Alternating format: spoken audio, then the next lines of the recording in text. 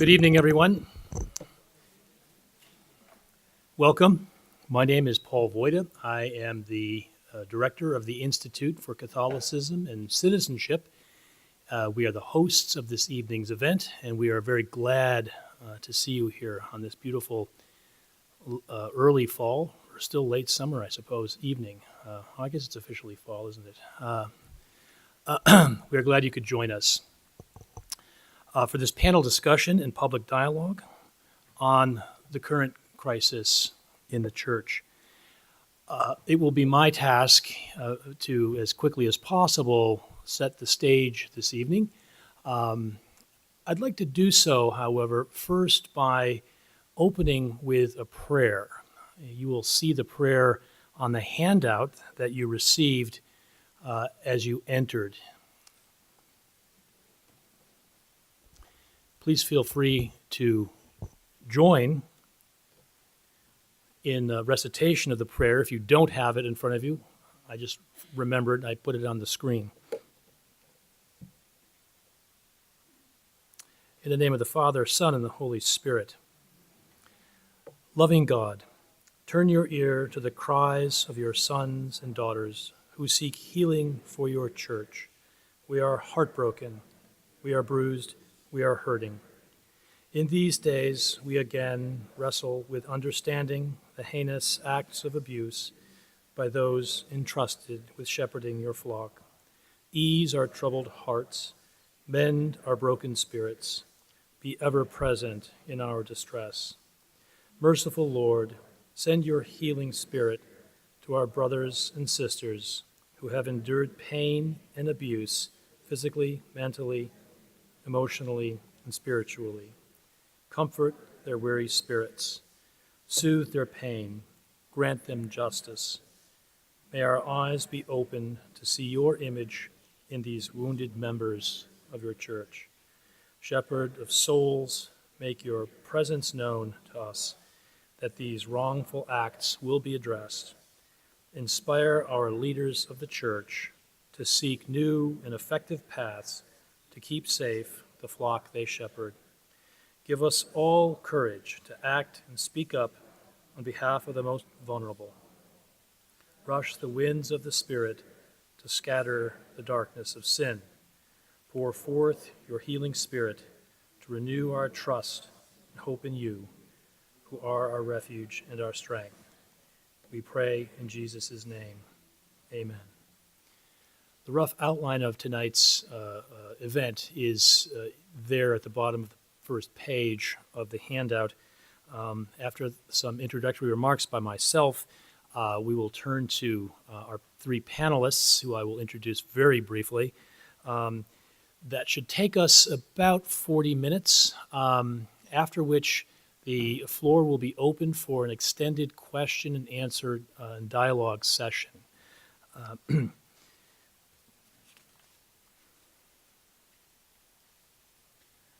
Why are we here tonight?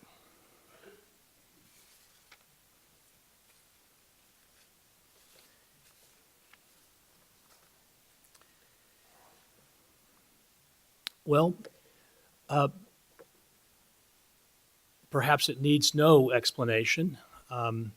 Certainly, recent events this past summer are the immediate stimulus for this session.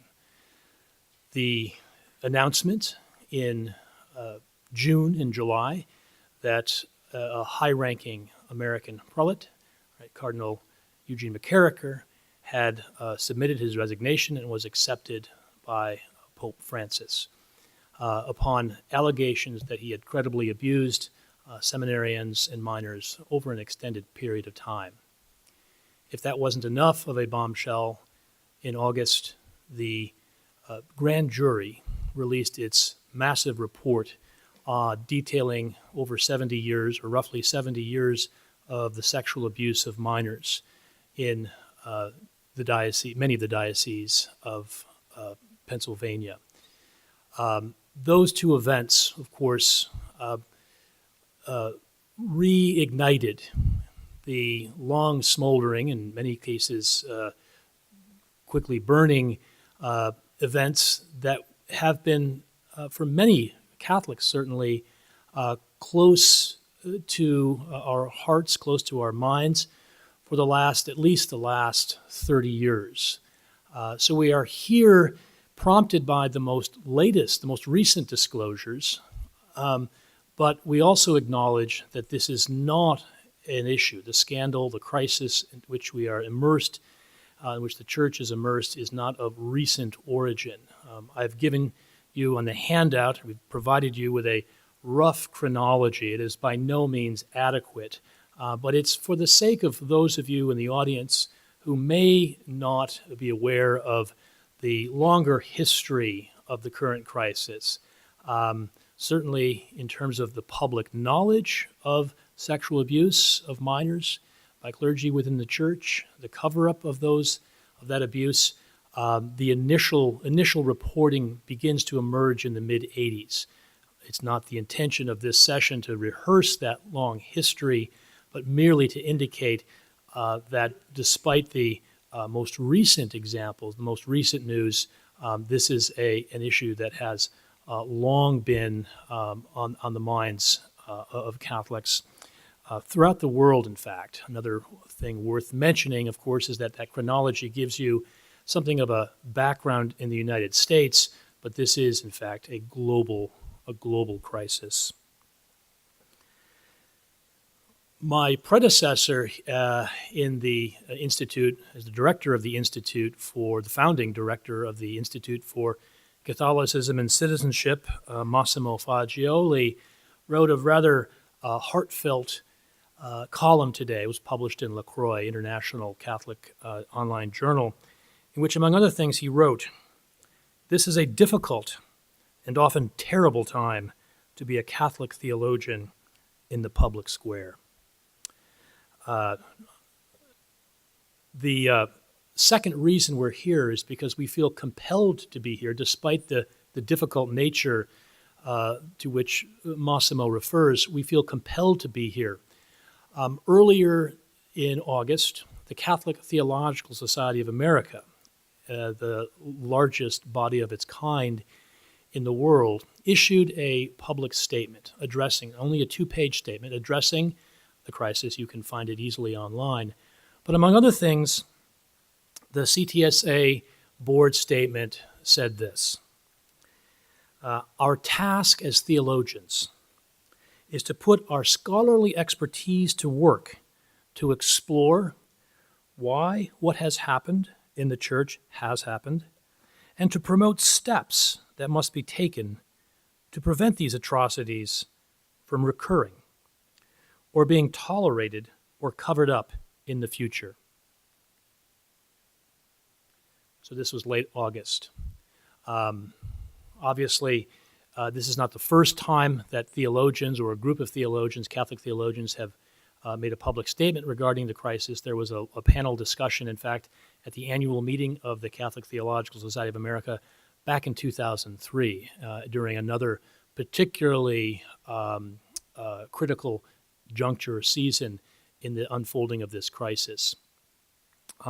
So we're here as theologians under the auspices of the Theology Department and the Institute for Catholicism and Citizenship, which is a project of the Theology Department, to do what we can to respond in ways signaled by the Catholic Theological Society of America's board. We wish to be of service to the global church and to this local church, and to put our theological expertise at the service of the church as we struggle together to hear faithfully, to listen carefully to the voices of the victims, to seek justice, to seek understanding, and to together mutually find ways forward. The Catholic Theological Society of America, of course, is not the only body within the Catholic Church that is calling for such activities. Obviously, many are, including Pope Francis himself.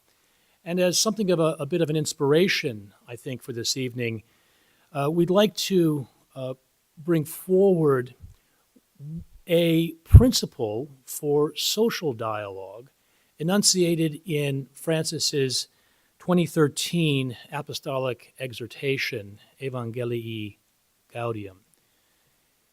As many of you know, and for those of you who don't, one of Francis's very colorful and instructive metaphors for the church is a field hospital. The task of the church is to bind the wounds of a fractured world, right? And to do so by, among other things, bringing to bear the resources at its disposal. In this case, theologians have a particular part to play, obviously, as do pastors and many others. And one of the ways theologians can do so is by initiating dialogues, processes, as Francis describes them, that seek to initiate conversations, not to foreclose options, but to open up possibilities where mutually constructive ways forward might be discovered. No one knows ahead of time what those ways might be. That's the work of mutual discernment. And the principle that Francis offers for understanding what he's up to, it's itself a theological principle. Time is greater than space. Right? So we don't seek to, spaces we seek to dominate, to control. With time, we seek to open up avenues for further exploration, and constructive and fruitful ways forward. So it's with those inspirations that we offer to you, students, faculty, community members, friends, our services as theologians. Let me briefly introduce our panelists, and I will be turning the microphone over to them. In order, John Martins, Angela Sanander, and Stephen McMichael. For a fuller description of the achievements, accomplishments, and expertise of each of these panelists, I would again refer you to the handout. Rather than take up too much time going through the many notable achievements of each panelist, we'll leave it for you to read on your own time. Each panelist will take roughly 10 to 12 minutes to offer their reflections, their contributions, at the end of which, after Steve, we will have a question and answer period, which will then take us as long as we are willing to stay in this room, I suppose. I'm not sure when our time limit is up, maybe 9 o'clock or something like that, but we have ample amount of time for Q&A. I will return to the mic to oversee the Q&A session and give further instructions when the time comes. So having said that, I would invite my colleague, Dr. Martins, to take the podium.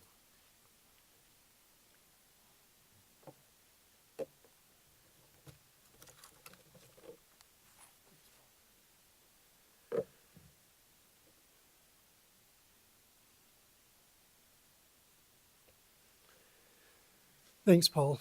Thank you all for coming. So, as you can see up there, I'm going to talk about the ancient context. And you might ask, well, why go back to the ancient church? Why an ancient context? It's important to realize that sexual abuse is not something that is new. This goes back to antiquity. It's not a problem that started with Vatican II.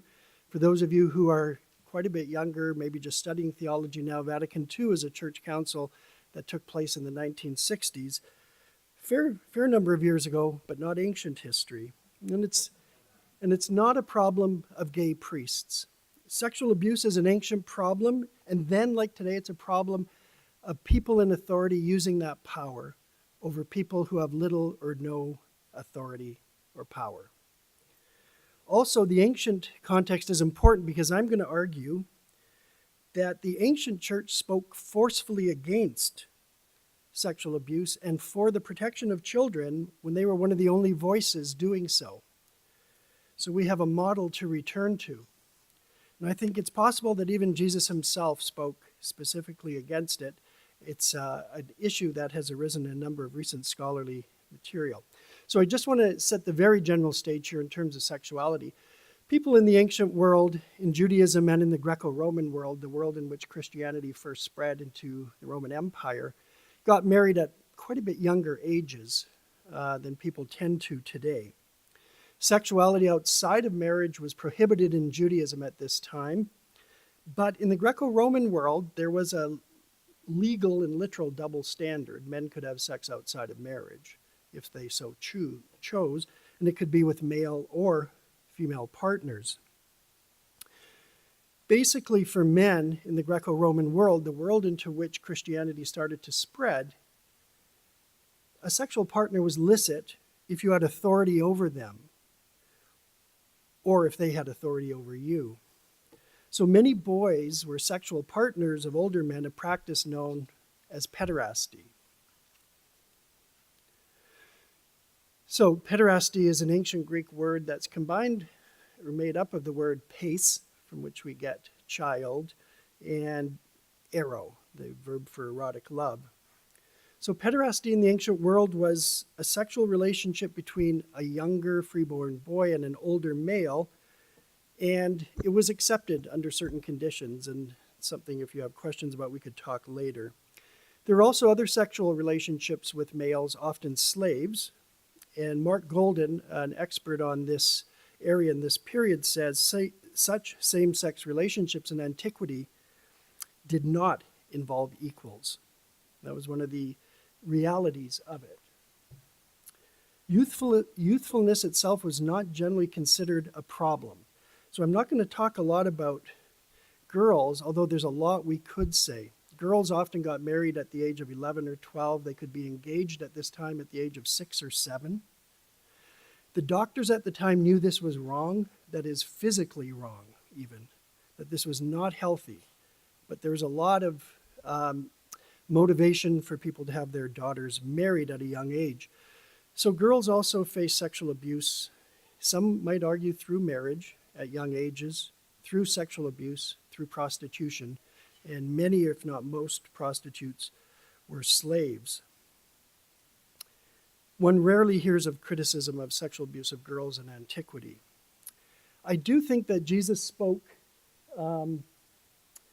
particularly in Mark 9:42, "If any of you put a stumbling block before one of these little ones who believe in me, it would be better for you if a great millstone were hung around your neck and you were thrown into the sea." A couple of recent articles by Will Deming, one of them, and Lauren Zellick, another one, argue that 9:42, Jesus is specifically referring to sexual abuse. And they make arguments for that.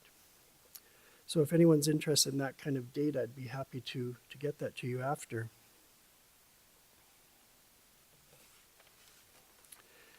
Now, numerous ancient Christian authors, as the church grew and expanded into the Greco-Roman world, started to criticize this practice.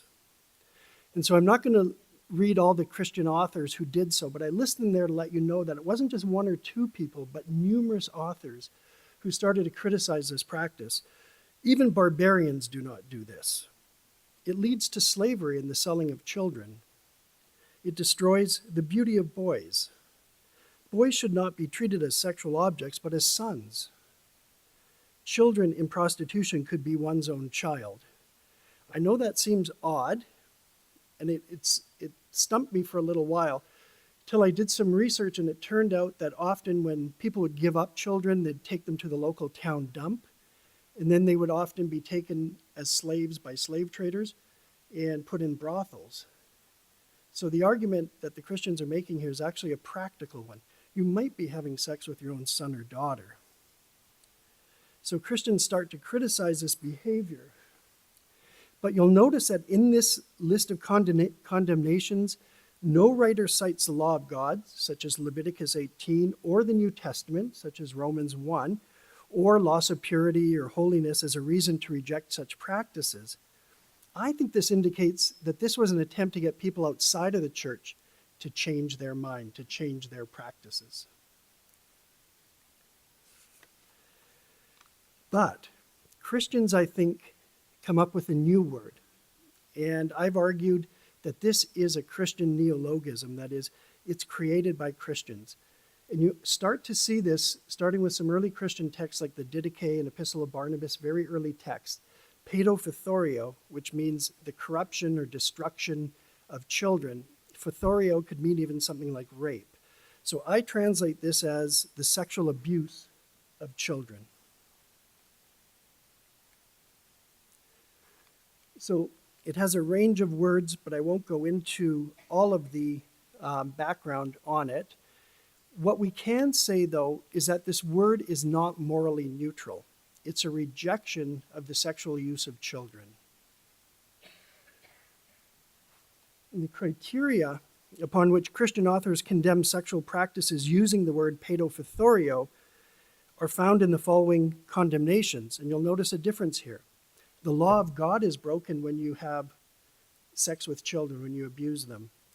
It's a part of general sexual sins, such as adultery and porneia. It represents the illicit behavior of the nations.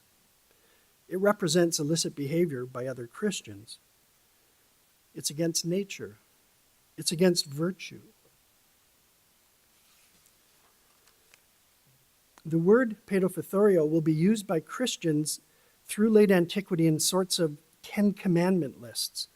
And the Didache, it's an early Christian text, maybe late 1st century, maybe early 2nd century, which expands the 10 Commandments. It gives you 22 of them. And in that it has ou paedophythoreithes, do not sexually abuse children. You find it as well in the Epistle of Barnabas, which I mentioned there. Other documents, and I'll just go down to this Ephraim Gracchus document, has a list of renunciations of behavior that we think they're monastic lists, and they have to reject certain things as they enter into the monastery. And they're asked to renounce the works of Satan, and then are asked, what are these works? Listen. And then it gives a number of items in the list, but one of those items on the list is, I renounce the sexual abuse of children. The Christians who use the word pederasteo or pederasty were by and large targeting the cultural practices of the other, while the word which denotes sexual abuse, paedophythorio, is particularly applied to Christians or used to define the boundary of who's included in our community. So Christians, I argue, actually coined the term sexual abuse, at least in the Greco-Roman context, and start speaking out against it. But it's not just a problem out there, it was also a problem in the church. And it was significant enough that in this council in 309, it was the first Episcopal gathering to denounce sexual abuse. Communion ought not to be given to sexual abusers, not even at the end of their life. Now, it's important to get a sense of what that means. It's basically a condemnation to damnation. You're not allowed back in. The early church was by no means perfect. It did not initially challenge the slavery of children or modify or challenge the early marriage of girls, for example. But the church did create a new language to describe sexual abuse of children, which was then an accepted part of the Greco-Roman world, and which the church declared against the Ten Commandments, newly revised and expanded. The early church spoke of protection of children when they were one of the only voices to do so. Now, I mentioned the fact that the Jewish community did as well because they did. But as the church grew, it had more of a voice and more of an impact on the broader community. So where are we today? The church obviously needs to stop covering up what has taken place in the past and make certain that the harm of children is never allowed to flourish under a cloak of secrecy. The church was a countercultural voice against sexual abuse 1900 years ago. So I think, right on time. I'm pretty happy about that. I think we need all the voices in the church heard on this. I have no particular, from the ancient world, issues to give, except we need to take this seriously in the midst of the church, and we need all the voices of the church heard on this issue, lay people, women, and children.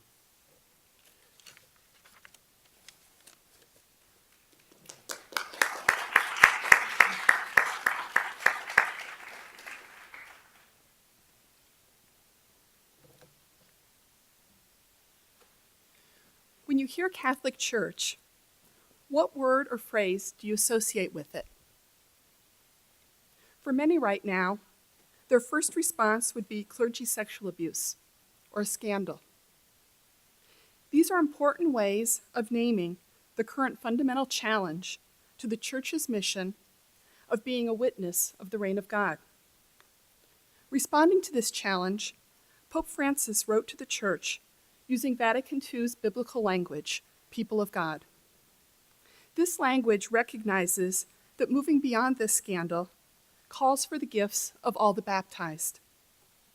First, I will speak about the need for growth as a listening church in relationship to the clergy sexual abuse. Second, I will speak about the need for growth as a learning church in need of improved policies. Finally, I will talk about Pope Francis's letter of August 20th as an invitation to be a more loving church that enters more deeply into solidarity with those who have been abused through conversion to better witness to God's reign. Did you hear on Friday that 398 survivors of clergy sexual abuse in the Archdiocese voted to approve a $210 million settlement with the Archdiocese of St. Paul, Minneapolis, as part of an archdiocesan bankruptcy settlement? Did you hear them say that the money is not what motivated them to share their experience of abuse publicly? Did you hear them wanting to share their stories with a faith community that failed to protect them when they were vulnerable?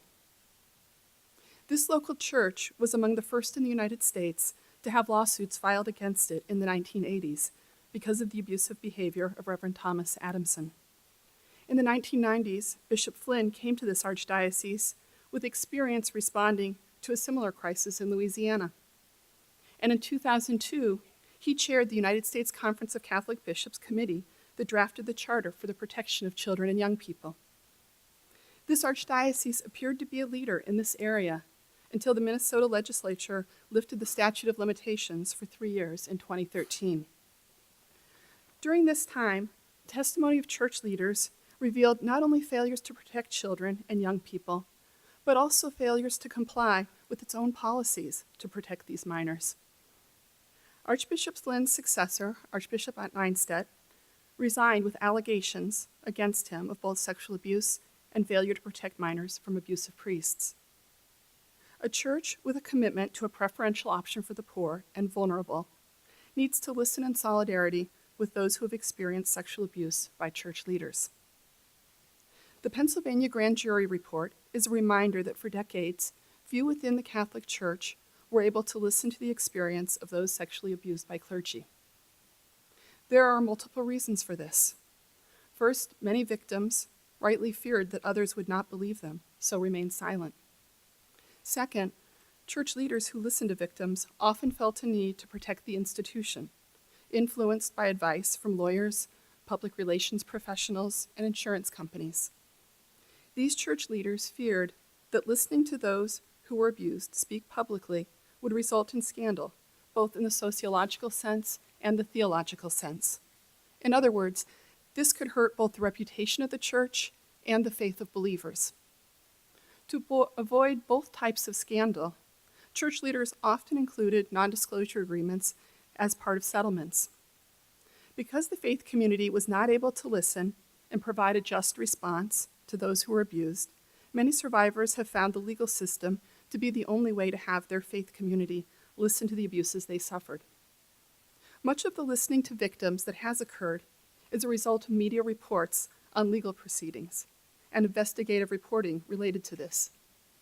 In the mid-1980s, a case of clergy sexual abuse in the Diocese of Lafayette, Louisiana, this is on your handout there for you, resulted in an investigative report by the National Catholic Reporter that revealed this was not an isolated case and that church leaders had moved the abusive priest from parish to parish to prevent people from hearing about the abuse. During the 20th century, the Catholic community in the United States could not believe that there was a national systemic problem with clergy sexual abuse. In 2002, the Archdiocese of Boston not only heard about the many abuse victims of priest John Gagan because of court proceedings, but they also heard about the way in which bishops showed more solidarity with abusive priests than with victims and potential victims from clergy transfers. The Boston Globe's Spotlight investigative reporting raised national awareness of both clergy sexual abuse and systemic cover-up. In that archdiocese, some of the laity responded with the Voice of the Faithful movement, Boston College responded with its Church in the 21st Century initiative, and the Priest Council influenced Cardinal Bernard Law's decision to resign. Following the example of the Boston Globe, other media outlets across the country looked for the same pattern in their regions. Leaders in the Catholic Church listened to these media reports, and the United States Conference of Catholic Bishops developed the Dallas Charter for the Protection of Children and Young People in 2002. The Dallas Charter put into place important policies and practices to protect minors.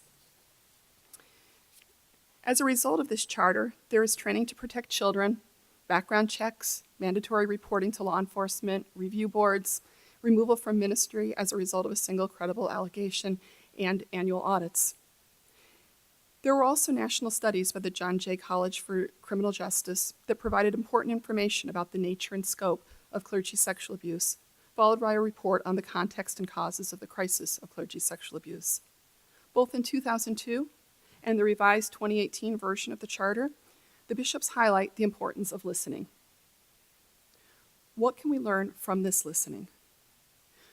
We can learn the importance of not only offering compassion and support to victims, but also seeking truth and justice for survivors.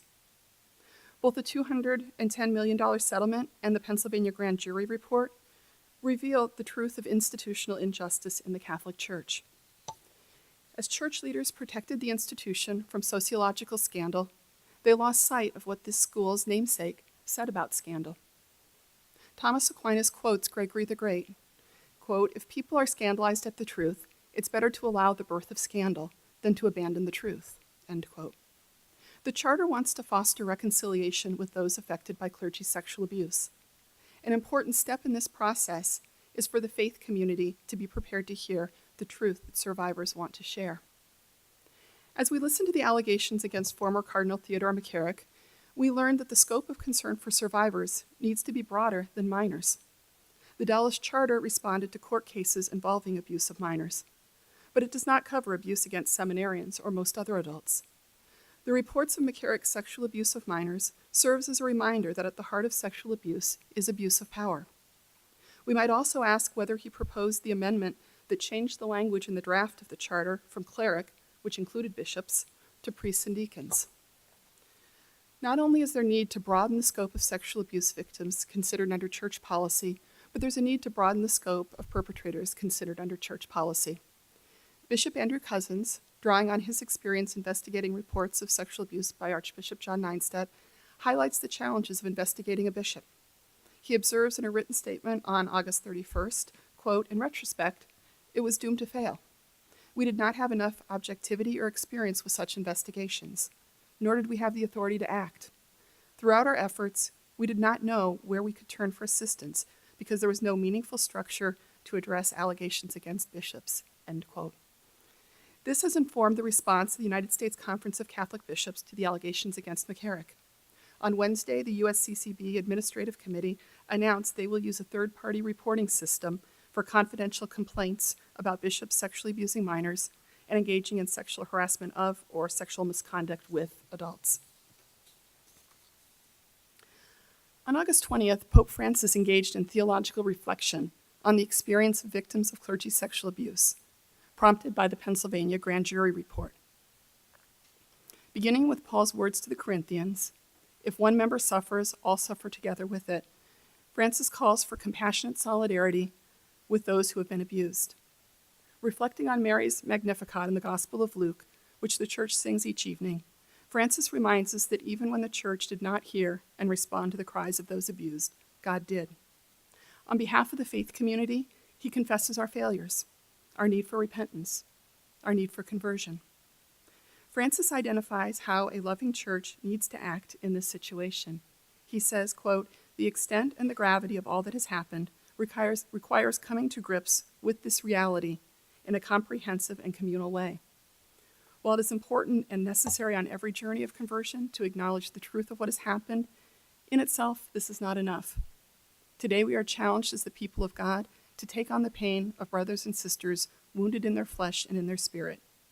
If in the past the response was one of omission, today we want solidarity in the deepest and most challenging sense to become our way of forging present and future history, end quote.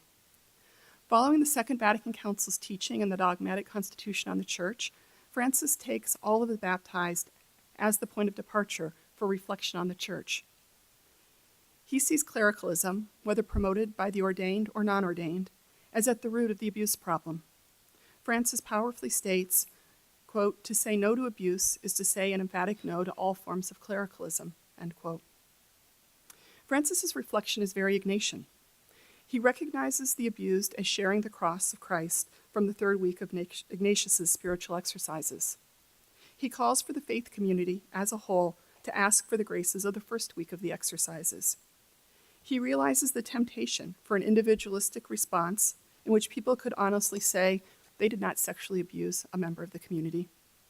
He invites us beyond that, saying, quote, "Consequently, the only way we have to respond to the evil that has darkened so many lives is to experience it as a task regarding all of us as the people of God.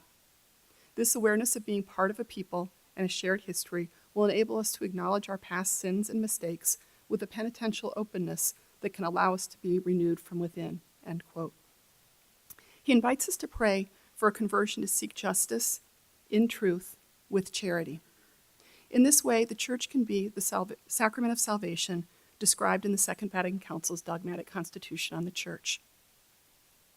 Many have responded to Pope Francis's call for communal penance and conversion, seeking forgiveness on behalf of the community. President Sullivan wrote to the St. Thomas community about Pope Francis's letter on August 20th, saying, quote, "The University of St. Thomas is a part of the global Church.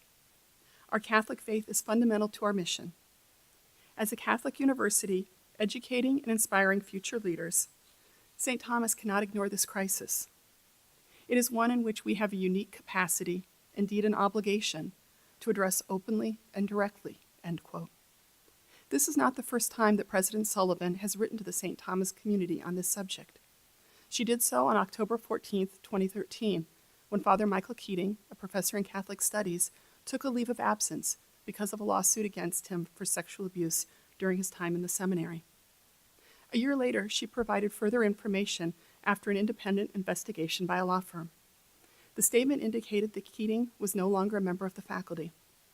A little over a month after the retirement of Dr. Don Briel, the director of Catholic Studies, who Monsignor Kevin McDonough said he would tell about the review board's restriction that he did not work with young people, President Sullivan wrote, quote, "Prior to October 2013, neither I, President Emeritus Father Dennis Deese, nor any of our current or former direct reports were aware that allegations of sexual abuse or inappropriate conduct had been made against Father Keating.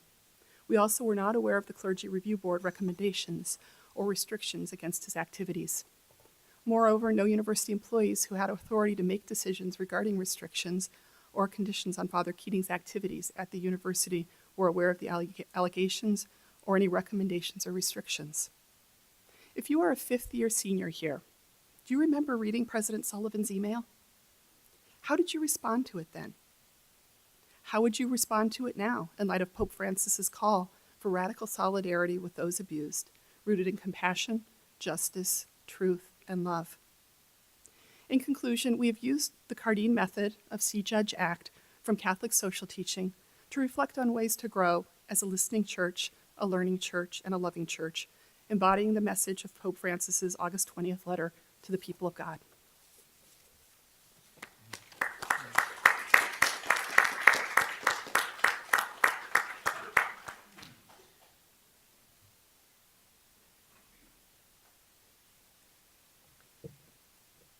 Well, I'm going to take a different tone here.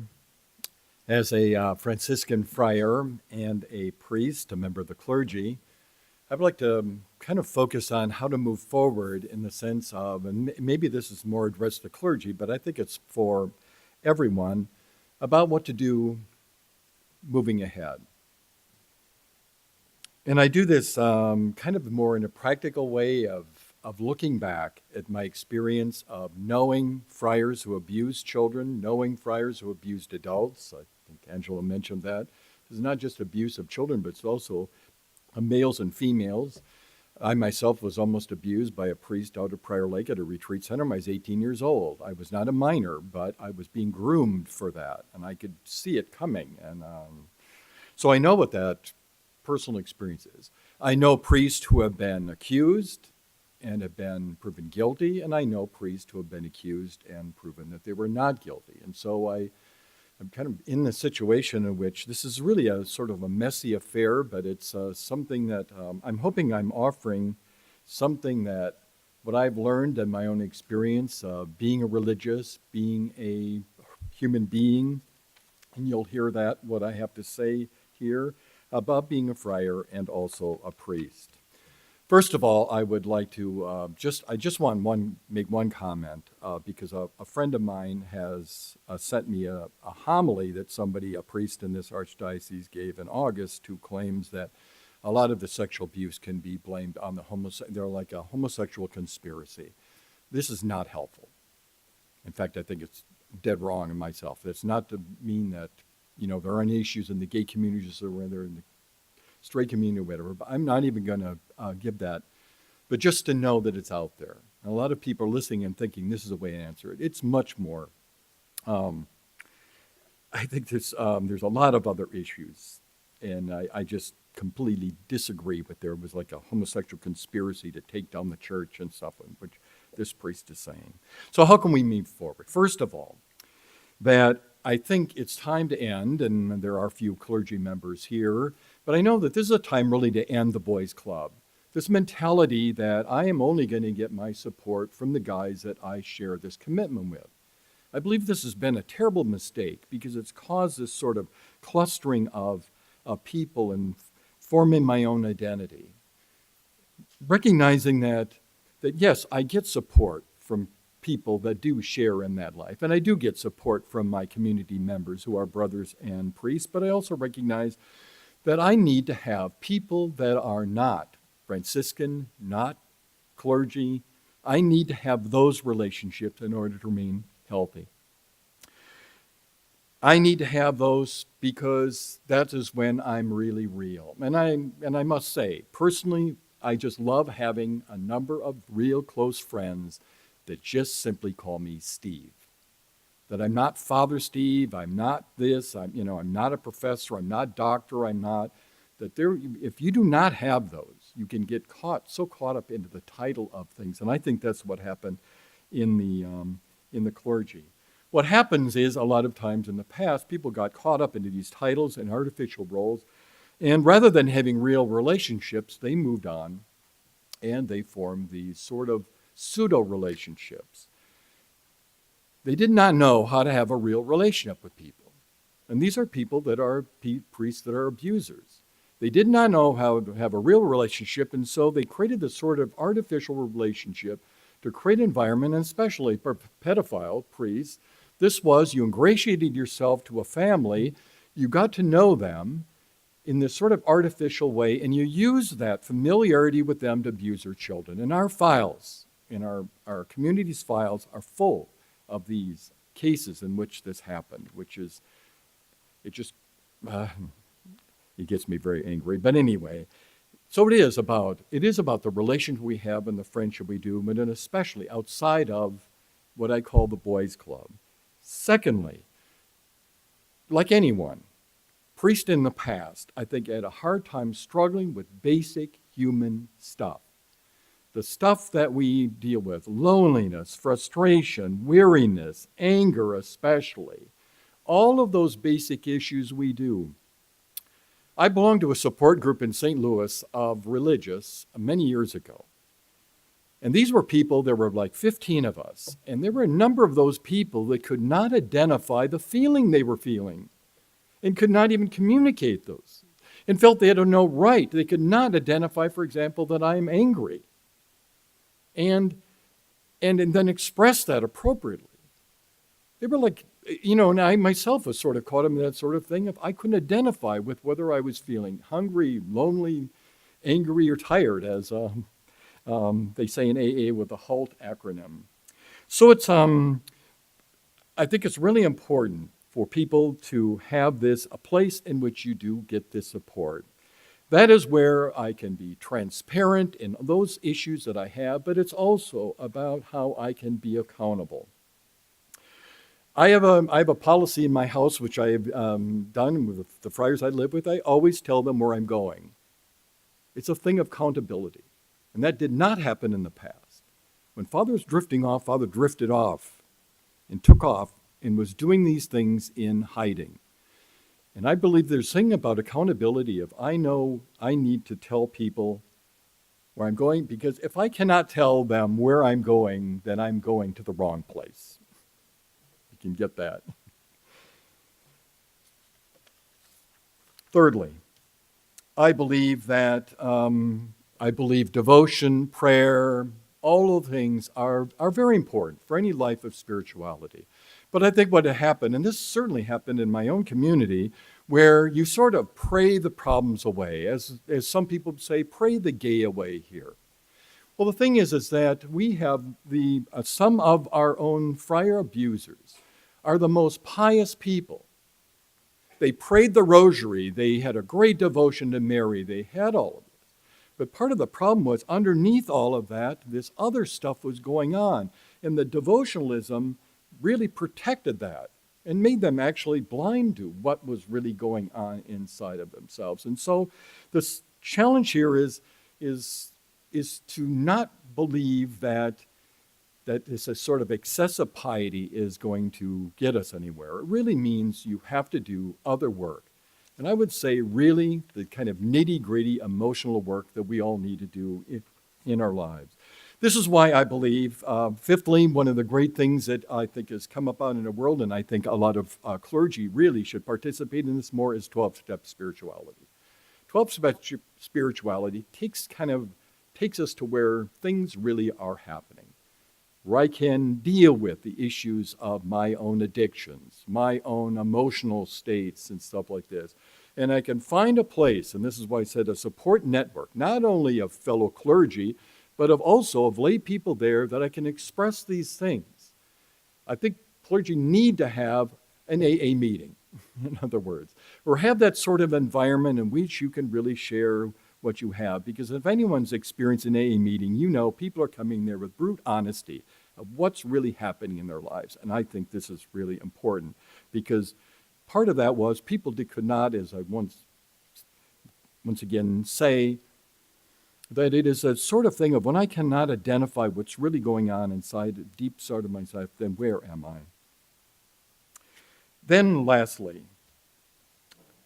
I want to discuss this issue that Angela raised about clericalism. The pastor of Pax Christi, Michael Barron, states, by clericalism I mean, in a nutshell, the idea of the priest as the privileged man set apart from others in virtue of his purported special status, wisdom, piety, holiness, powers, and unaccountability to the flock where he is meant to serve. I think that world of clericalism certainly is one of the foundational things where all of this stuff was happening. When Father is Father and Father is all powerful, and I know my own experience of almost being in a situation of abuse by a priest, it was because I was looking at 18 years old, I was still in that world in which I was looking at Father as being this sort of other thing of being this holy thing. And when I realized what he was starting to do to me is realize, wait a minute now, this is not what Father is supposed to do. And realizing there's a lot of stuff going on in his life. As a Franciscan, I look back at St. Francis of Assisi, his own struggle with power, money, prestige, and clericalism of his own day. His solution was for all friars to always recognize that they are called to be servants of others in imitation of Jesus Christ. And so in one of his admonitions, he says, I did not come to be served, but to serve. Of course, this is the gospel of Jesus, says the Lord. Those who are placed over others should glory in such an office only as much as they were assigned the task of washing the feet of brothers. And the more they're upset about their office being taken from them, that they would be over the loss of the office of feet washing. So much more do they store up treasures to the peril of their souls. I hope that everyone in the church has, in any sort of authority, has this understanding that Jesus calls us to be servants of one another and to wash the feet of one another. And especially, I believe, that is the role of the clergy. If you are having these positions, this is a position in which I believe you are really doing that thing of washing the feet of others. And if you want to see an example of this, go see what Pope Francis does every Holy Thursday. Rather than washing the feet of his brother bishops and clergy and so forth like this, he goes to, quite often, apparently he's gone to this prison, a jail in Rome, and washed the feet of those people there. That's what I believe is a real servant, and that's what I believe, hoping that's what the clergy will continue to do for us in being servants to us.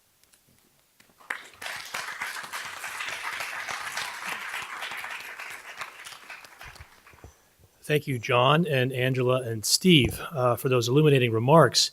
My hope is that it stimulated your own reflections and perhaps prompted you to articulate some of your own questions. At this point, we'd like to move right into our question and answer portion of the evening.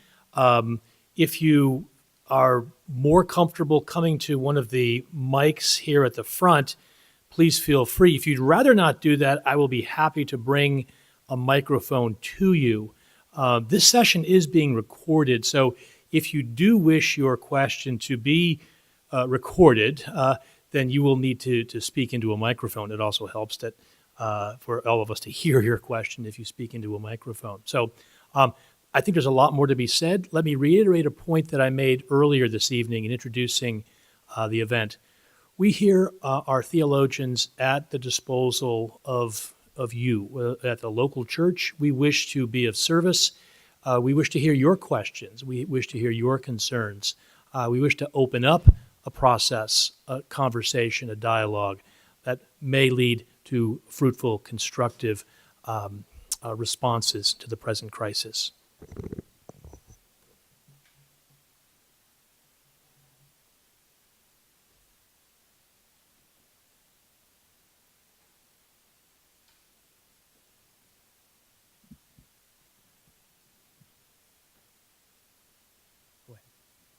Good evening. Thank you for gathering us here.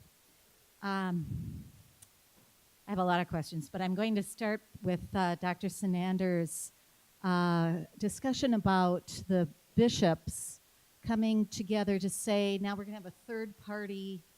It was very legalistic language.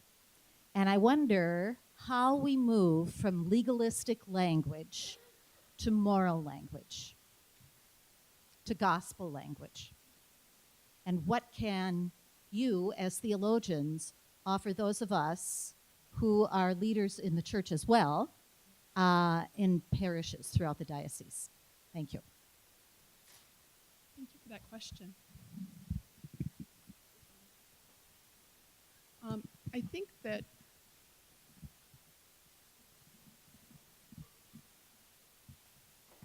Is it on? can you hear me? Okay. I think in responding to that, one of the things that we need to do is to step back and look at things in a more comprehensive way. So much of the response has been reactive than proactive, and to have a broader vision by stepping back and really thinking about what is it for us to be church, what is our mission, and then moving from there for thinking about the different policies rather than having it often be driven by a crisis or by what external sources are saying we need. And I think that there are models we can look to for that. I've done a study comparing the codes of conduct between dioceses in the United States and those in Ireland. And those in Ireland, it seems to me, have a stronger sense of looking at what is this mission, what are gospel values, how are we embodying that, rather than the experience of the United States, in which for so many dioceses, the ways in which they proceeded was taking, okay, here's what the insurance company says we need to make sure we have in our code of conduct in order to make sure we're covered, and move from there. And there might be a little bit of editing and tweaking, but it's very much driven by those legal concerns. So a part of it is the U.S. context and how legalistic we are, but then needing to be able to step back as a church and say, what is our mission, what are the gospel values, and how is that informing what we're doing?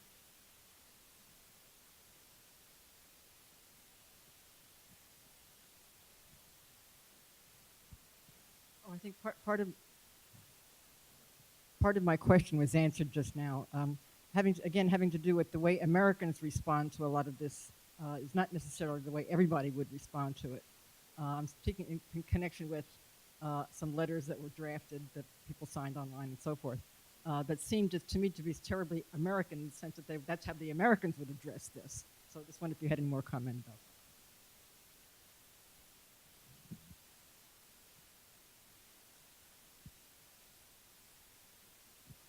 Have you seen a change in how the seminary is addressing their training of priests, particularly in regard to the need to have outside friends and various things of that type? Has there been a change within the seminary, and particularly St. Paul's Seminary, with some of the ideas that you put forth today? I don't know. I was hoping that Father Michael Byron would be here because he was teaching in the seminary for a long time. I really have great suspicions of that. I don't really have that experience because seminarians don't take my classes. So I did have a class actually in the MAT program last semester. We never got really into these issues, but I really believe that we've kind of returned back to the sort of, my impression is we've returned back to sort of this clerical world in which all of this thrived. And also, that's what I was mentioning here, this thing about devotionalism. As I mentioned, you have the people that we have that are abusers. They are the people that are riveted on the rosary. That does not help when you're dealing with that stuff that they are dealing with inside of themselves. They're like stuck, and they find that the devotionalism is sort of like a cover for that. And in fact, they use that as a cover, but meanwhile, all of this stuff is happening underneath them. And I'm not saying, by the way, that you should not have a prayer life and pray the rosary and whatever. That's a very important thing, but you got to realize there's a limit. Like I said, you cannot pray that away. You've got to deal with that real stuff. And I don't know if they are, I was going to raise the issue of having a major dialogue, a continuum major dialogue with the world of psychology and other social sciences and stuff, because I think they're really helpful. I know some of the guys that I know of that are abusers of children, they dismiss that psychology.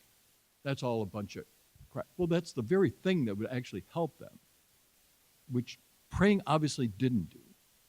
And that's my point is that it's got to be a balanced thing, but it's really doing the nitty gritty. And that's why I know a lot of brothers and sisters who entered into going into 12-step spirituality programs, they made progress. They came out of it because they're dealing with the nitty-gritty of reality. You can't pray that away. So that's my... No, I know, but I say I don't have a lack of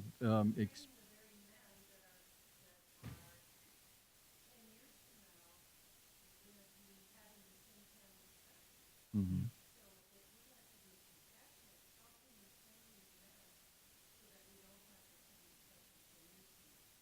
Do you mind if I? Okay. I wonder, Jane, I think it's an excellent question. I wonder if part of the issue has to be lay pressure on the seminary to change the way that formation takes place. And one of the ways might be to have seminarians in classes with lay people, including women. This would be just one small start, but it would be a start. And I can just Absolutely. and I can add to that just a little bit. For 7 years, I taught on the faculty at Washington Theological Union, which was a Catholic graduate school of theology and ministry, and it did have that model. It was more typical of schools of theology of religious communities than of diocesan seminaries. It was also under critique by the Vatican during the apostolic visitation of seminaries in response to the clergy sexual abuse scandal. So I think that there is that insight, and it has been the lived experience that has formed many, but it's also been under attack as well. So it's a mixed reception around that. One point for really implementing the pressure can be even going to John Paul II's writing on formation and the importance of human formation as a part of the overall formation. My part was really at the theological formation, and much was handled in the houses, so there's a lot that I can't speak to. But a holistic approach is certainly what the church is calling for, and it's being implemented to varying degrees in different schools. Besides legal action in the charter, what should be done to encourage current victims to come forward? Also, what enforcement mechanisms are in place for perpetrators? And would you consider the church a safe place for current victims and children to come forward?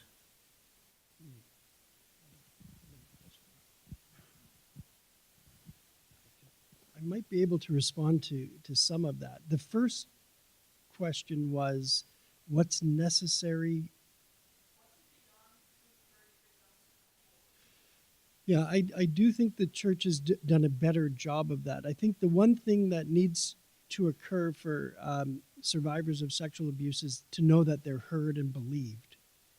So that is the first thing. And I think the reality is the reason we've gotten to the lawsuits for many survivors is because no one believed them and they needed to be heard. And so what we need to do is hear them and believe them, first of all. I think when that occurs, people will feel safe coming forward. When they know that, when really someone will say, I believe you, I know that this happened, I'm sorry it happened. That's a first step.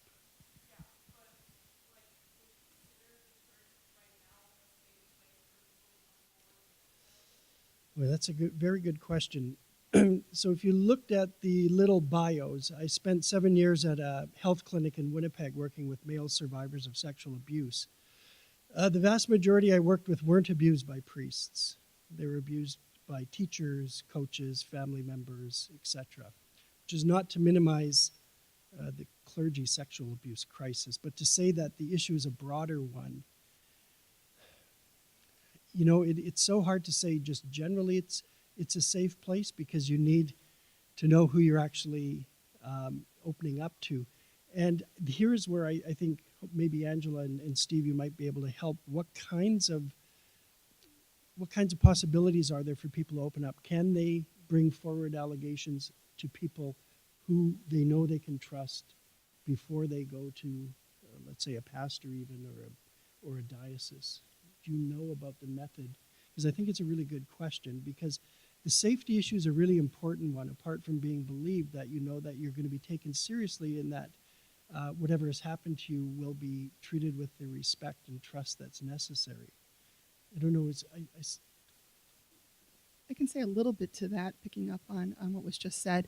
I know one of the survivors from Boston who spoke with one of the leaders in the Archdiocese, and she became really important in terms of victim assistance as a counselor, and that really informed the model that appears in the Dallas Charter. And I think that they are careful in terms of choosing who the counselor for victim assistance is at a diocesan level, and that they can refer for other people if that's not a good match. I remember him saying that for him it was important that it be a woman that he was speaking to, and that I've done research looking at the different dioceses, and the trend I do see is that it tends to be women that are in that position. One of the things that I heard from him is that after having that experience of safety and talking in the counseling situation, the desire not only then to have a community of others who are survivors and are sharing their experiences, but when he was at a certain point, wanting it to be something that could be talked about in the larger community, and finding that to be challenging to find. Was there a third question?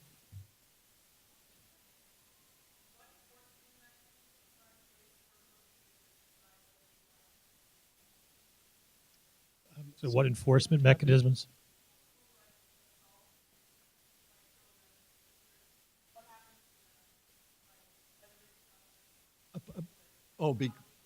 Not legally, but what do they, where are they? Well, what happens is, I mean, if you're accused and you go through that whole process, we have our own, in our own province, for example, I think a lot of different religious groups have this. There is a designated space, usually a home or something like this, where people are in, 24-hour supervision, basically. There are institutions in which take on priests and religious and so like this that have been abused or have been abusers they're basically, I call it friar prison, but it's sort of like that in the sense of, I mean, they have a little more freedom but they never go back into active ministry. They never especially of children, they're never around those situations in which if they go out, they are with somebody. There's a strong accountability in that way or protection that they will ever do that again. I'm not sure about the diocesan in what happens, but most often they are in a separate institution. Paul, I have somebody over here that had his hand up first. Thank you, Lori. I just wanted to highlight a letter that was released from the Diocese of Madison, and it said here that while recent credible accusations of child sexual abuse by Archbishop McCarrick have brought a whole slew of issues to light, long and nor was the issue of abuse of his power for the sake of homosexual gratification. It is time to admit that there is a homosexual subculture within the hierarchy of the Catholic Church that is wreaking great devastation in the vineyard of the Lord. The Church's teaching is clear that the homosexual inclination in itself is not sinful, but is intrinsically disordered in a way that renders any man stably afflicted by it unfit to be a priest. And the decision to act upon this disorder and this inclination is a sin and grave that cries out to the heaven for vengeance, especially when it involves preying upon the young or the vulnerable. Such wickedness should be hated with perfect hatred. My question that arises from this is that this was released by a bishop of a diocese, and he highlights hate, and he highlights such wicked speech, and I haven't heard too much from the Universal Church responding to this, and if anything, this has caused further divisions, rather than kind of stopping everything in its track and kind of slowing down and coming to a kind of a full agreement as a Universal Church. I feel like there's been things from every diocese, because I know the different ways that happens, but my concern is that people are being pushed away even further from incidents like these, and those who do identify homosexual, that might be a priest or that are Catholics, this is also pushing them away, and all we're creating is greater dividends. We're creating more hatred, more places to sow that hatred. And my question is, why hasn't there been another addressing letters such as these that are being sent out to dioceses, that are being nationally televised, and they're being spread across the news and are putting these labels on people? Because I think it's causing even more hurt. And now this thing that started as a type of abuse is now creating such an emotional abuse for so many Catholics that this may personally affect. What is the problem, and why is it that this has not been addressed yet? Very concerning, because this is such, when you say that such hatred should be, such wickedness should be hated with a perfect hatred, I don't know in any of Christ's teachings that he ever thinks that that's okay to counter something with a hatred. So I guess I'm a little confused, and why hasn't there been any type of address towards such a letter? Is that from the bishop of the Diocese of Madison? I think it is. Yeah. I'm not sure how, and maybe others who have a greater knowledge of how the church functions might be able to weigh in terms of how bishops function in their own diocese and the kind of power they have. I do know there are voices speaking out against that. One of the things we do know about abuse is that, as Angela mentioned and I mentioned at the beginning of my talk, it's an abuse of power, and it really doesn't have to do with identification as heterosexual or homosexual. You find abuse of girls, of boys, of men, and of women in vulnerable positions, and it really is an issue that transcends sort of sexual identification and has to do with abuse of power. And where you found pushback is, I know from Jim Martin, for instance, in his book Building a Bridge and in his public talks, but he's also taken, I don't know if you're aware of him, a Jesuit priest in New York, but he's also taken a ton of flack as well for pushing back. He's got the support of a number of bishops as well, Bishop Shupich, and he was here at on our campus a while ago, Tobin, who's now in Newark. I'm not sure though if bishops, I'm not sure how they operate, so I don't know why they don't push back against that. But you can hear voices against it, but I don't know if bishops would respond with a letter pushing against that or state more positively what they see as the problems. And I know Pope Francis has talked about clericalism, and I think Angela mentioned that as well. But I don't think a letter like that is helpful at any level, nor do I think it's based in truth. And see, that's what I was referring to as a sort of conspiracy theory, because it's much easier then to think, well, this is sort of a gay thing, but in my experience in my own community is there are friars who are gay, straight, whatever. The abuse is, these people are stuck like they're 12 years old or something, and they never developed out of that, no matter whether gay, straight, whatever orientation they are. That doesn't make it, and I don't think this is, like I said, I disagree with that and thinking that somehow or another homosexuality is really got a part to play in this, especially abuse, because I think I agree with John that this is across the board. It's and it's singling out a group that I think is just then feeds the sort of the anti-gay agenda that's here in this country. And I don't think I just don't find that's helpful whatsoever, because it doesn't get into the issues that, like I was trying to address here, that you've got these immature people who never grew up. That's the reality. Mm-hmm.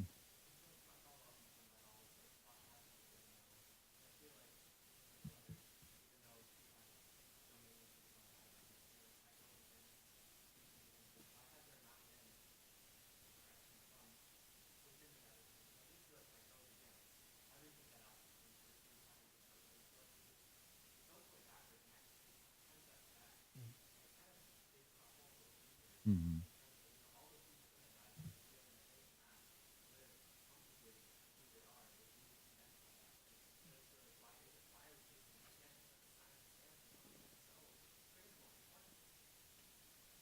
Well, I don't know if this is a really good analogy, but they always say the silence of Pius XII during the Holocaust and stuff, and they say, many of historians say, he was just getting all of the, so much correspondence from around the world saying, we need help, and all this other stuff that's going on, and it's sort of an overwhelming experience. And I think Pope Francis must be just overwhelmed with this, of all this stuff that, is coming in, because Germany came out just recently with their thing, the Irish situation.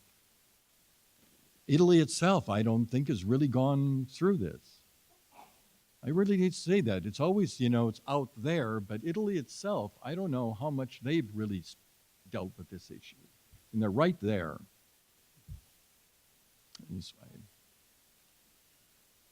Hi, I was just wondering your guys' feelings on having buildings on campus, specifically JRC and Flynn, that are named after archbishops who have covered up these scandals, and how that reflects our common good. That's a good question, because as many may know, many others may not, that some Catholic universities, University of Scranton in northeastern Pennsylvania, has in fact taken the step of removing the names of bishops from its buildings. I think that other universities too, I'm thinking Georgetown, Marquette, maybe just recently as well. I don't know. I have to admit, maybe the others on the panel do much about Archbishop Roach, but I think it's worth having a discussion. I'll say that. Would eliminating the requirement of celibacy be helpful?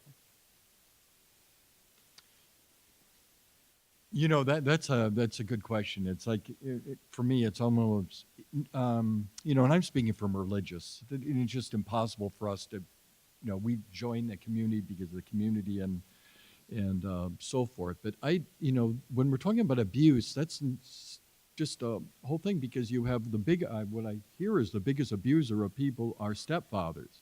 Well, should we remove stepfathers from, we should eliminate anyone being a stepfather then? I don't think, I would say, and maybe a diocesan priest could answer this, I have no, I really have no compelling reason, and I probably will be burned at the stake for this, but I have really no compelling reason why priests could not do that if they were, diocesan, whatever. Community is a whole different experience than that. If it's it's meeting emotional, intimacy needs and stuff like this, but you're talking about abuse, and that's a whole nother thing, and that will not help. I'm not sure that celibacy leads to abuse. No, that's what I'm saying too. Marriage does. Because No, you do find it no, I didn't. within the context of No, sorry, that's being recorded. I did not say that. Can I maybe make a suggestion here? I think Pat's raising a question that, if I can broaden it a little bit, and you have a question here, I'm going to give you the mic in a moment here. But maybe the part of the question here is what is off the table here? I mean, in the midst of this crisis, and we're going to hear more of this as the years and decades move on here, right? As different states continue to publish their own grand jury reports, there's going to be a slow drip like and then gushes like we had with the Pennsylvania grand jury report. And so I don't want to minimize the crisis we're in, and the sense that the church is going to have to change. There's just no question. But the issue is, what's off the table? Is there anything off the table? Is celibacy off the table? Steve, you're implicitly raising questions about, I think, cultural attitudes within Catholicism, within the Catholic Church, about sexual morality, about sexual maturity. Mm-hmm. Okay, some people are stymied at the age of 12. Well, that presupposes some understanding of what it means to be a fully healthy, sexually mature adult. Does that automatically mean being an ascetic, right? Is that what sexual maturity is? Just say no? And is that the pinnacle of sexual maturity? Or what's the model? And how do we even begin to address that question institutionally? So the broader question, it seems to me, is what's off the table, if anything?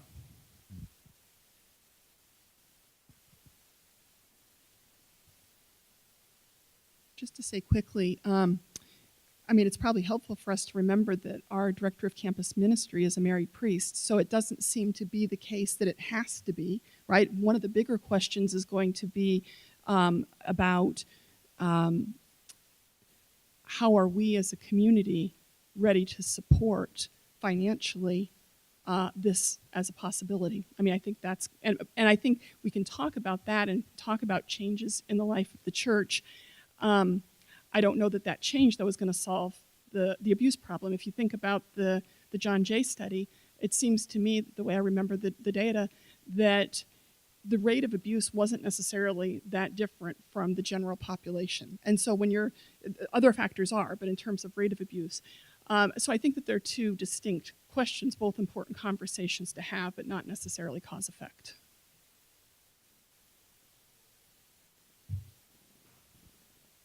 Do I have a choice of not being recorded?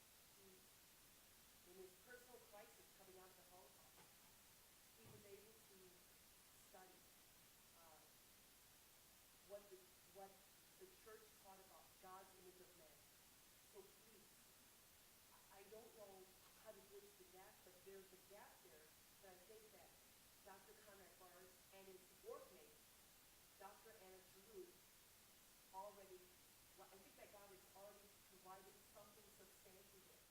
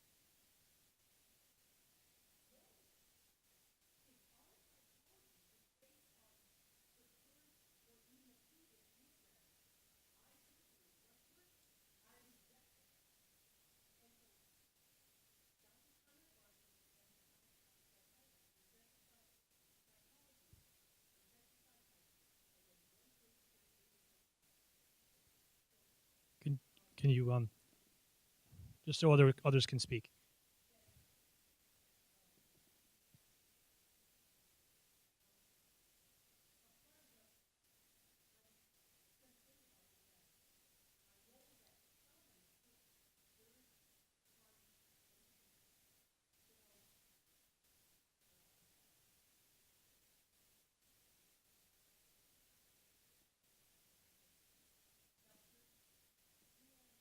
So for the reporting,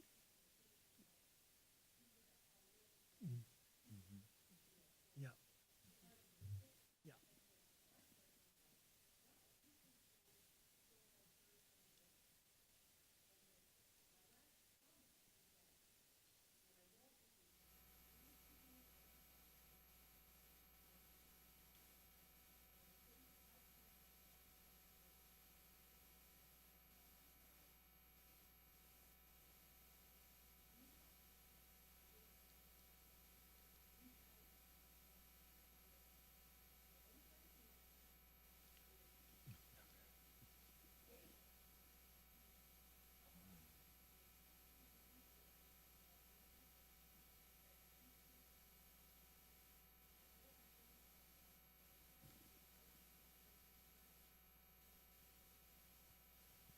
Thank you. You might want to stick around. There might be some people who might want to help afterwards.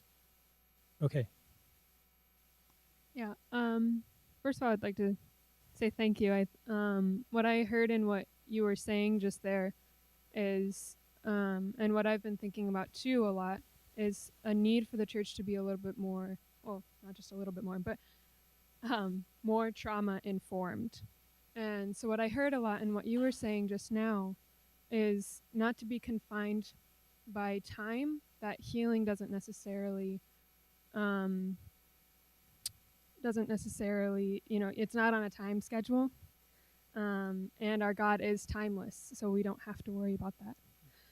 But my comment was, first of all, that I was glad to hear you guys talk about Pope Francis's response on August 20th and earlier in 2013 in Evangelii, I can't speak Latin, 2013, about needing this kind of social dialogue and conversation around these topics. However, a few weeks ago, I don't remember the date specifically, but I know I heard Pope Francis call for particularly silence and prayer, and that really concerned me. And I've been trying to make sense of why Pope Francis would call for specifically silence on this topic, when I would think in this moment we need to be coming together to have more dialogue, to find community, as you've been talking about a lot, Steve. And so I just wondering your thoughts on that as well.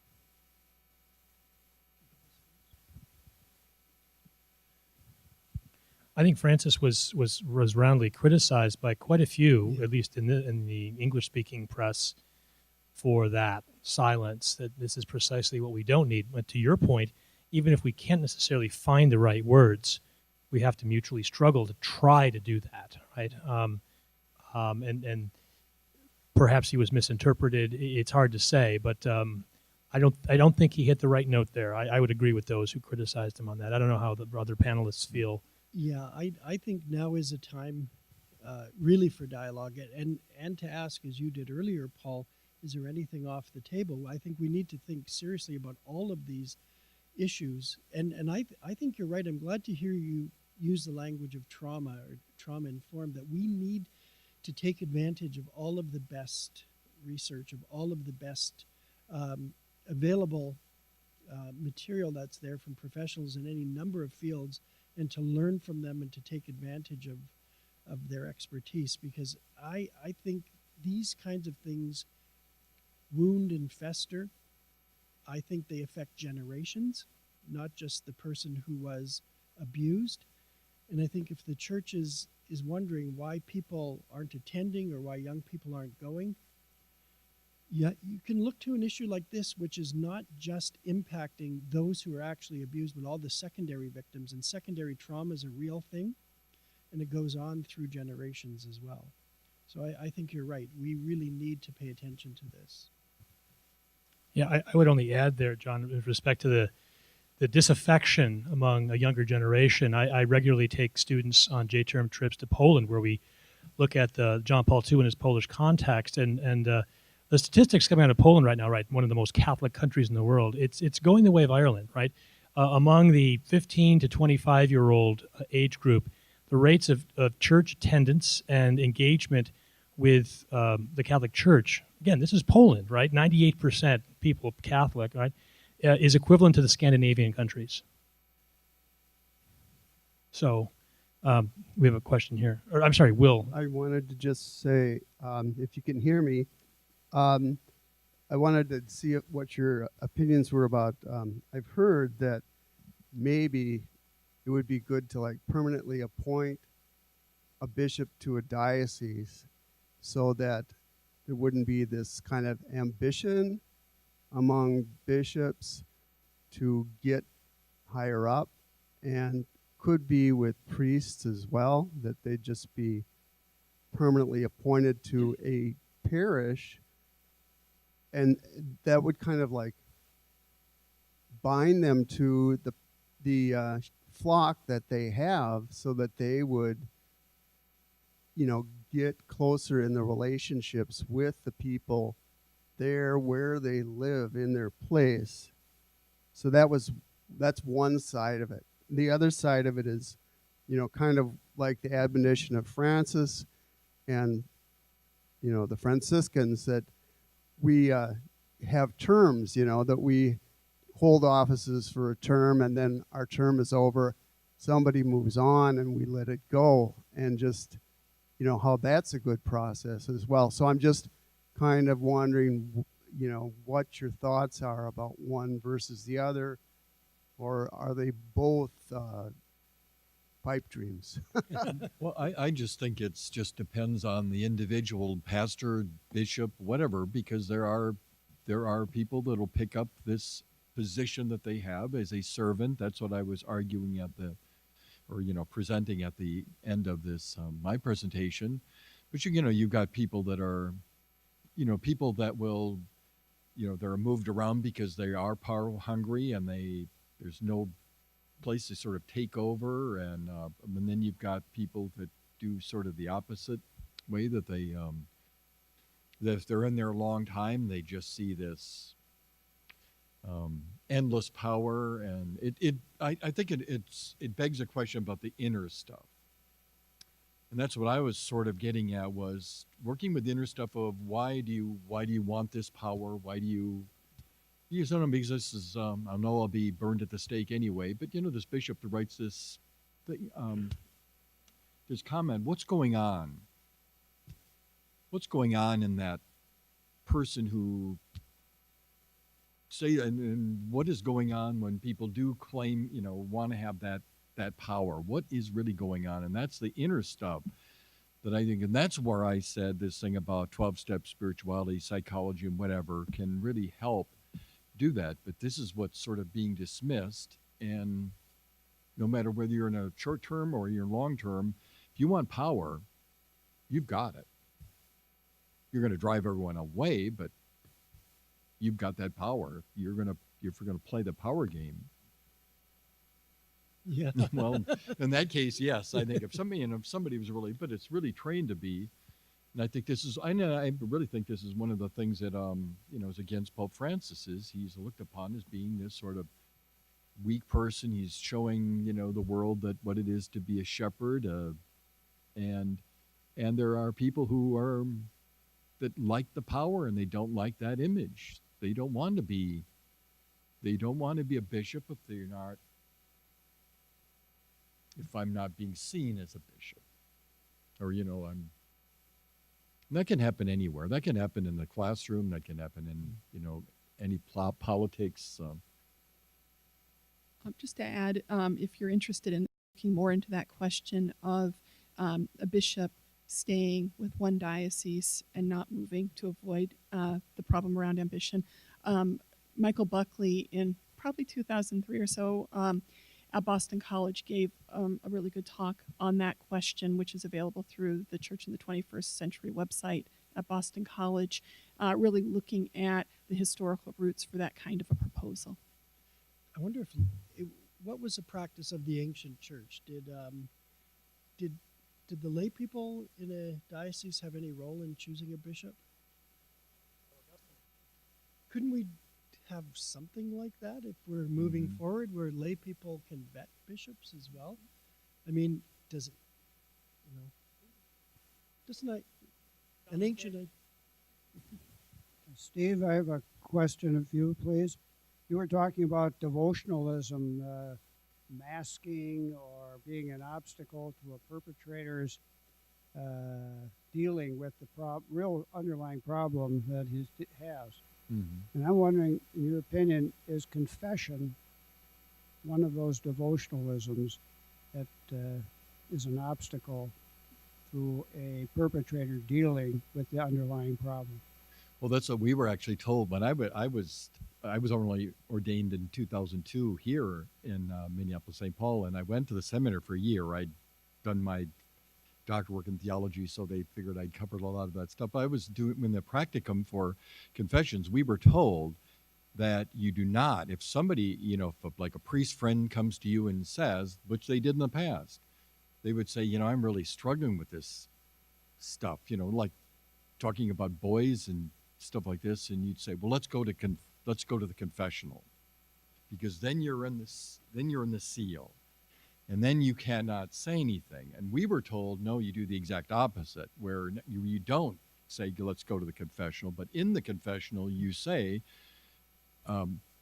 you really need to have help. You need to move this out. I cannot say anything. I'm powerless over that, but you really need to actually get help and to get this out. I even do this with people that have other sexual, stuff, and they say, well, and I'm like my doctor. My doctor says, well, what are you going to do about it? And I said, well, you're the doctor. And he goes, no, you're the patient. What are you going to do about it? Kind of putting on my own. And so I'll say that at the confessional, what do you want to do? And they'll say, well, I'm going to pray the rosary. And I said, no, let's not go there. Let's do something like, if I've hurt my wife or whatever, no, go do something good to your wife. Do not, pray the rosary if you want. But your penance is to actually do something about what you've, a breakup of relationship. And that's why I'm talking about devotionalism. It has a tendency to sort of mask this, and you're always out front. And, like I said, our place, I've known a lot of guys that are just so pious in the outside, but there's stuff that's, I don't know if that's answering your question.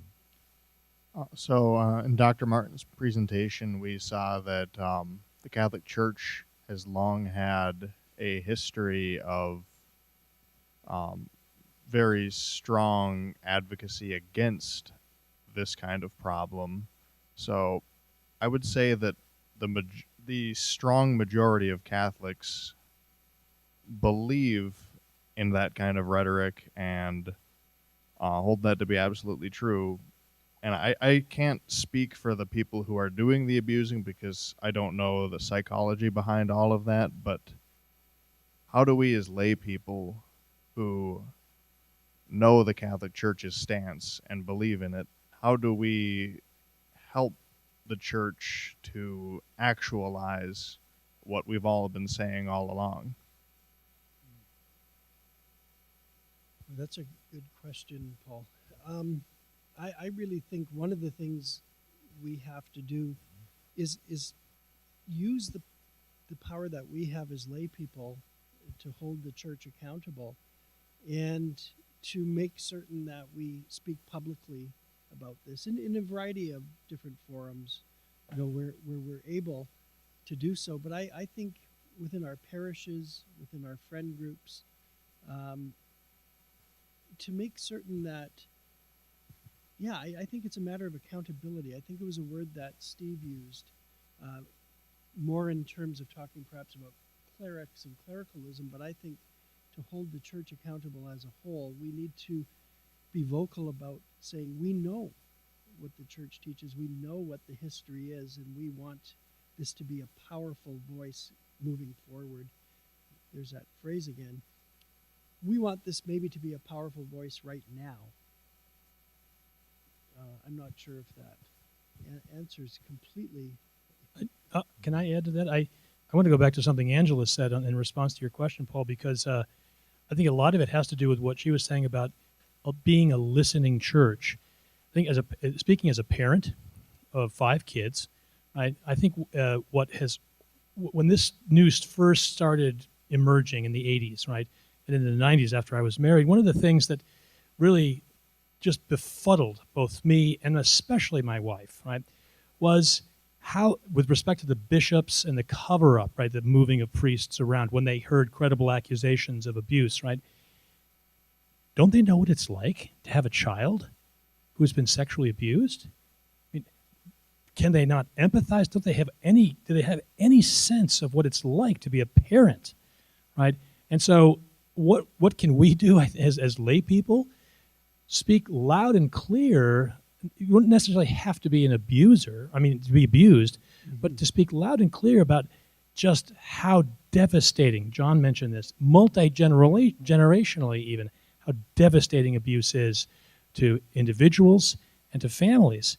And it just overrides the prerogatives of office and of protecting the institution and all the things that I think Angela was saying about avoiding sociological understanding of scandal.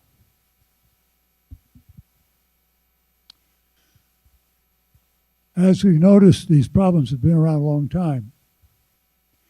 But we are first noticing just how devastating it is not to notice them, not to realize what's going on, and not to do something to keep our kids safe. This is what you're saying. How is it that we cannot notice how the kids are being torn up? Yet it's a part of a very complex, sinful situation involving all sorts of things. It involves people at various different levels. Some of these abusers are fairly ordinary people like us who have temptations and get weak and give in. Some of these abusers are not ordinary people. They're psychopaths. They have no conscience, no feelings. This is an actual psychological fact. There's no reason for them to think anything they're doing is wrong, and they're just looking for a place where they can do whatever they feel like doing. And one of the places, if they happen to be attracted to having sex with kids, one of the places you can do that is to become a priest, a minister, a teacher, a Boy Scout leader, go on and on, think of the various sorts. What we're trying to figure out is how to stop them from keeping it all secret, how to identify what's going on and not say, well, he's a nice guy, he's a good friend of mine, I'm sure he's all right, I shouldn't raise issues here, we don't want the church to look bad and so on. Yeah, we don't want the church to look bad. That didn't work out very well. But the point is these people can be identified if you pay attention, and if you're willing to do something about it, they have to be, as Father Michael said, they have to be found a place where they can have a comfortable life with no contact with the people they can harm. And we don't have the structures worked out well on that yet. We're trying to work out the structures, how to find out who's a serious problem and is incapable of controlling himself or herself, and then who is less of a problem, who just really needs to have good maturity through the seminary and so on. So there are all kinds of things that have to be done to deal with the problem, but the problem's going to be with us even after we solved it, because as soon as we got it solved and we got everything fixed, then we're dead and our children are running things. And did they learn it, or do they have to do it all over again? I think we have one last question, and people are certainly welcome to stay in this space and talk and converse among yourselves. It was mentioned that clericalism is an issue. Now, one of the things that was mentioned was that the church is taking care of it and is putting the monks in their own facility. It seems to me that when you abuse a child, that's a criminal action. And nothing is said about what the criminal system should do as opposed to having the church fix its problem. So why aren't there more priests in jail? That becomes a major issue. Nope. And this grand jury, what are they doing? Are they saying there's a criminal action here? And who's going to jail? Should they be in jail, or should the church be the one that administers its own justice? Because you know, this is a violation not only of the church law, but of the criminal law. Yeah. Why isn't that coming out? I'll say a little bit to it. One of the things that we see is that people are advised to report this to civil authorities. As we've already heard today, sometimes it takes a long time to have words, to be able to speak.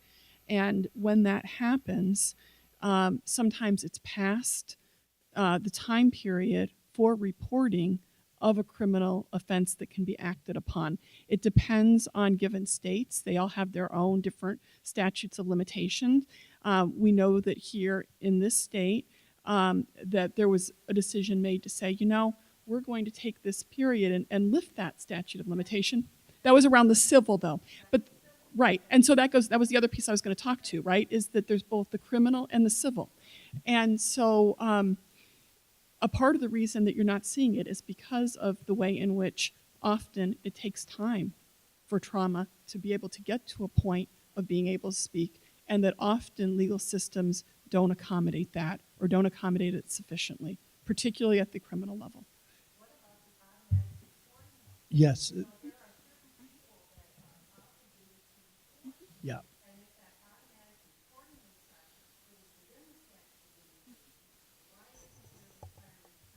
There is.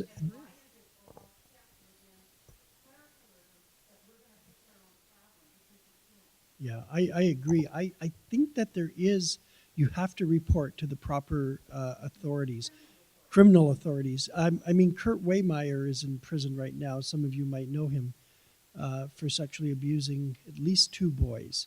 He was the associate pastor at our church, to go back to Paul's,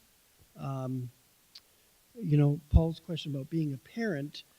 I had a middle school son at that school when he was the associate pastor there. Now, the abuse apparently took place at the next church where he was placed, where Archbishop Neinstedt had placed him in another church, even though there were suspicions about him, which we as parents only found out about after he had been moved, and actually after he had been charged and found criminally responsible, that he had been going into the children's washrooms. I can tell you there were a ton of parents who were saying, why didn't anyone tell us? Why wasn't this brought up at the time? Now, ultimately, criminal charges were filed, and he was found guilty. And I think he's still in prison at this time. That's one. Right. But I know, but I think in some of these cases it has been a statute of limitations. And I would say, going back to an earlier comment, we also need a more trauma-informed legal system when it comes to reporting sexual abuse. Because for all kinds of reasons, and this is the case not just with children, but with women who are sexually abused and men, it's something for a variety of reasons that people aren't always capable of speaking about at the time. For children, sometimes it's because they're threatened or their parents are threatened. There's all kinds of techniques that abusers use. I'll kill your dad if you say anything. Or a lot of children aren't heard, that they don't, Right. they aren't believed. Yeah. So, I think I'll use my moderator's prerogative to draw this to an end. I want to thank everyone for coming tonight. One of the things, based upon your comments on the legal profession and so forth and the law, is that we also know, obviously, that we are in a rather unique cultural moment where we're discovering, in some ways, the limits of our legal system to deal adequately with accusations and the prosecution of sexual abuse. So, yes, clearly the criminal and civil law needs to be involved here. I think as a church, let me close on this. I think John's reminder that 1900 years ago, the church was a countercultural voice on questions of the sexual abuse, especially of children. And for me, the takeaway question, I think, is in some ways stimulated by John's historical reflections, which is there any way that we can once again become that countercultural voice on this issue? That, to me, is an open question. The point of this evening was not to come to certainly a resolution. That's not going to be something any of us in this room can do together in an evening, but to open up paths and lines of dialogue to see how we might together find something and find the right words, as it so often is the case. It's so difficult to find the right words. So I thank you for coming. Stay tuned, depending upon what happens during the November meeting of the U.S. Conference of Catholic Bishops. I suspect there will be one agenda item on their November meeting in Baltimore this year. And let's see what happens. We may convene a smaller session similar to this in response to unfolding events. So again, thank you for your attendance tonight. Please give me a round of applause to our panelists. Thank you.